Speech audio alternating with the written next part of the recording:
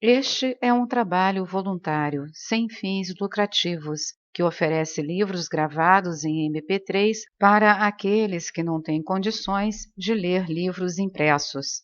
Para ouvir este e outros livros gratuitamente na íntegra, acesse nosso canal e leia as instruções na aba Sobre.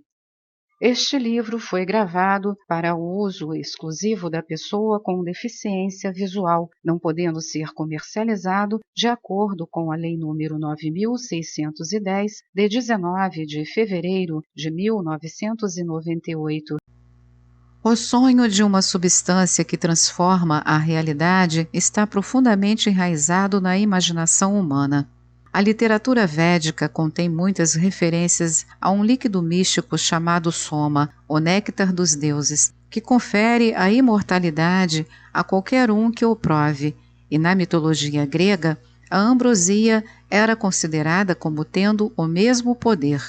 No livro do Êxodo do Antigo Testamento, os israelitas enfrentaram a fome no deserto até que Deus providenciou o maná, uma substância que caiu como neve do céu e que tinha o gosto de qualquer comida que se pudesse imaginar.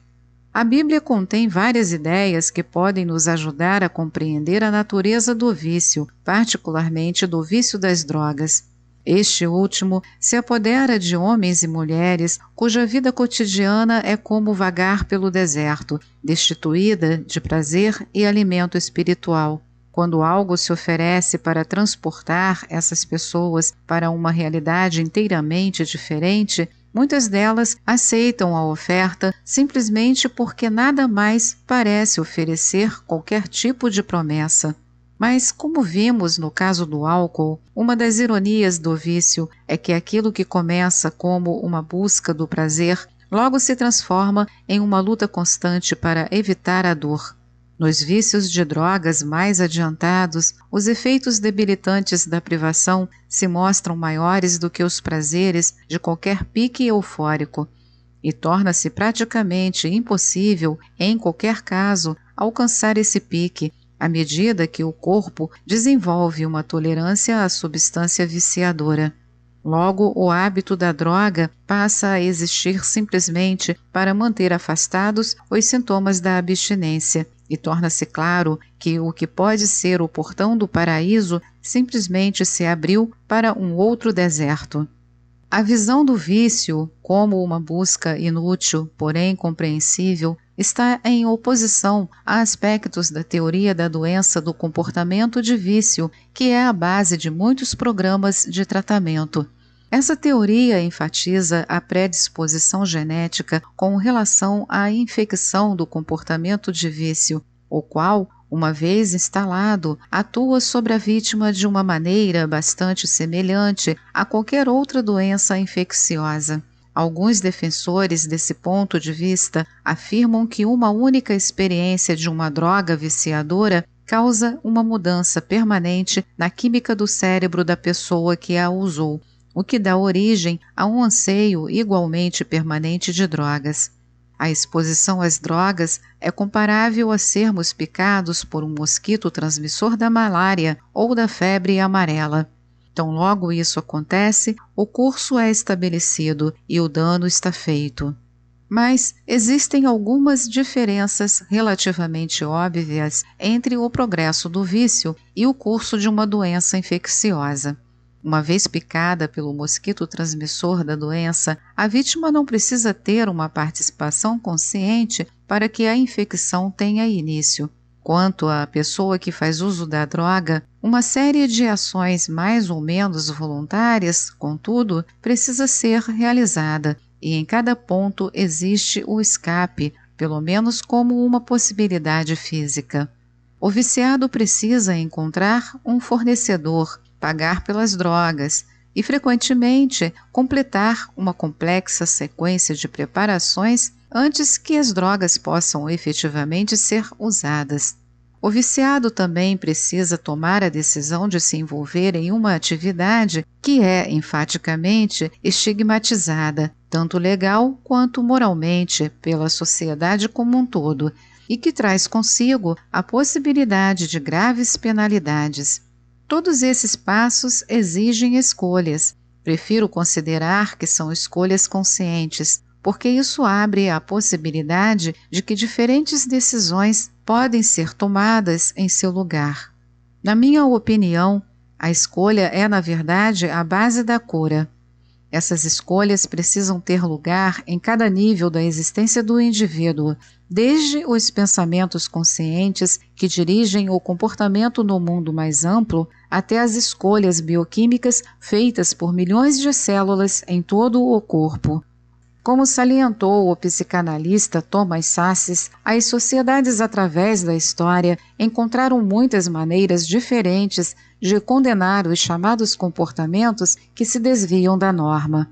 Na maioria das vezes, essa condenação tinha uma base religiosa, embora a observação da ortodoxia religiosa fosse frequentemente uma máscara para o poder e o controle políticos.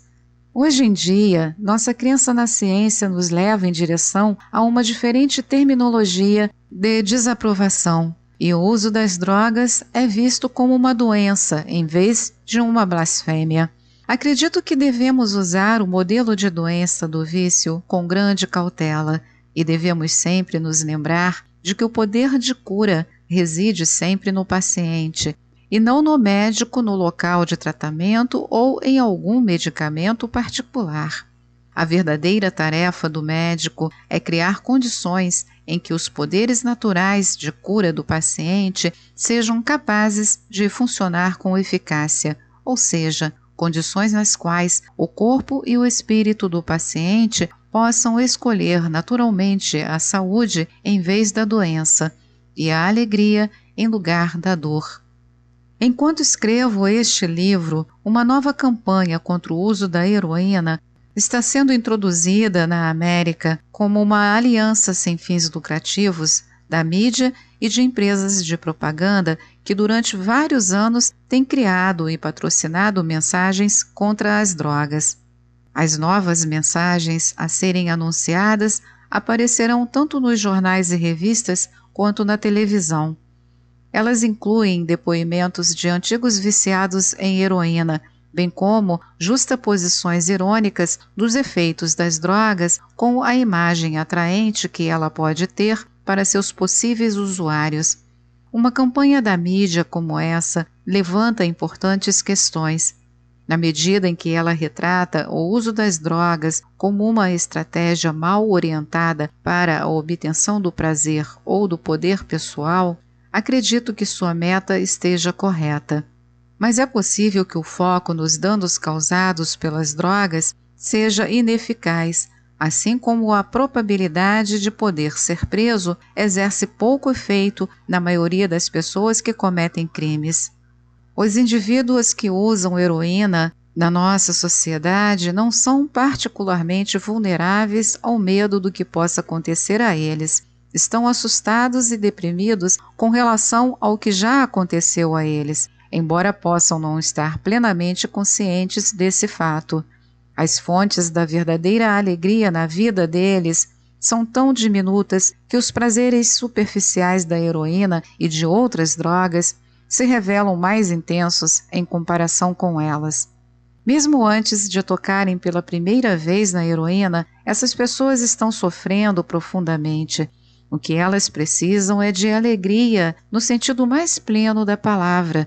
Elas já sabem o suficiente a respeito da dor. Esta é mais uma edição do canal Livros Falados Voz Humana. Que o bem, o bom e o belo se multipliquem em benefício das criaturas.